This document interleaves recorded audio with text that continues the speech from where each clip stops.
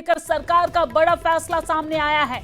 अमरनाथ यात्रा रूट पर no flying zone घोषित किया गया है। सुरक्षा के मद्देनजर सरकार ने यह फैसला लिया है।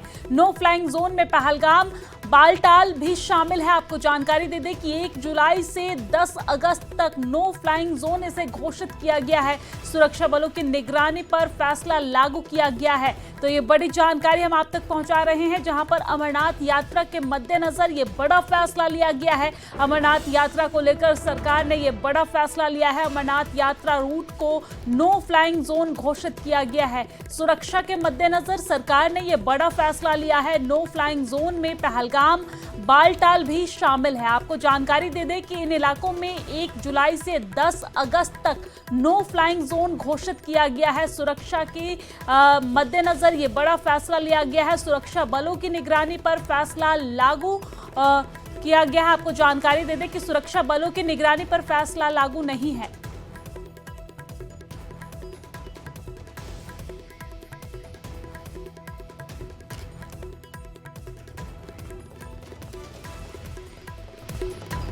तो ये बड़ी जानकारी हम आप तक पहुंचा रहे हैं, जहां पर अमरनाथ यात्रा को लेकर सरकार का बड़ा फैसला। और इसी खबर पर ज्यादा जानकारी के साथ हमारे संवाददाता सरोज हमारे साथ फोन लाइन पे जुड़ गए हैं। सरोज, सरकार की तरफ से बड़ा फैसला लिया गया है सुरक्षा के लिहाज से। इस फैसले पर क्या कुछ अपडेट है, क्या कुछ विस्तार से जानकारी है आपके पास? देखिए, बिल्कुल सही कह रहे हैं और काफी इम्पोर्टेंट भी था। इस वक्त मिनिस्टर ऑफ होम अफेयर्स की तरफ से आपने देखा जो अभी एक लेटर आई है, उस ऑर्डर कॉपी में लिखा गया है कि 1 तारीख से लेके 10 तारीख तक पहलगाम और जो बालतल है, बालतल यानी कि सोनमर्ग का इलाका, क्योंकि अमरनाथ यात्रा 2 तरफ से जाते हैं। एक तो आप पहलगाम के रास्ते से जाते हो, दूसरा सोनमर्ग।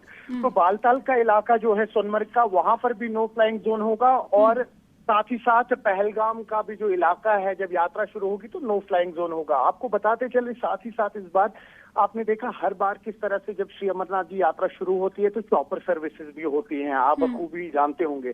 तो इस बार चॉपर सर्विसेज जो हैं वो भी कैंसिल कर दी गई हैं। तो जो भी श्रद्धालु इस बार दर्शन के लिए जाना चाहते हैं उन लोगों को या तो पोनीज का रास्ता लेना होगा या तो पैदल जाना होगा। तो कहीं ना कहीं जिस हिसाब से हालात बने, आप भी जानते ही हैं, बाइसरन आतंकी हमले के बाद तो प्रिकॉशनरी मेजर्स लेने के लिए काफी ज्यादा इंपॉर्टेंट था। और न सिर्फ वहां पर जो आप कह रहे हैं अभी की ड्रोन्स होंगे, साथ ही साथ हमने देखा कई सारे एयर बलून्स होते हैं जो एडवर्टीजमेंट्स के लिए यूज किए जाते हैं, स्पेशली अमरनाथ यात्रा के दौरान।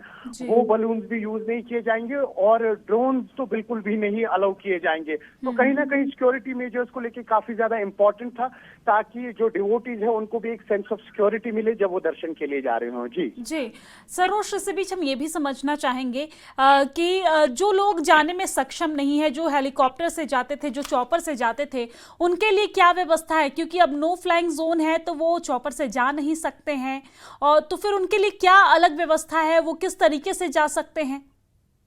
देखिए, अगर हम Shri Amarnath ji board shrine board की बात करें तो उन्होंने ग्रास रूट लेवल से इन सब बातों के बारे में सोचा होता है।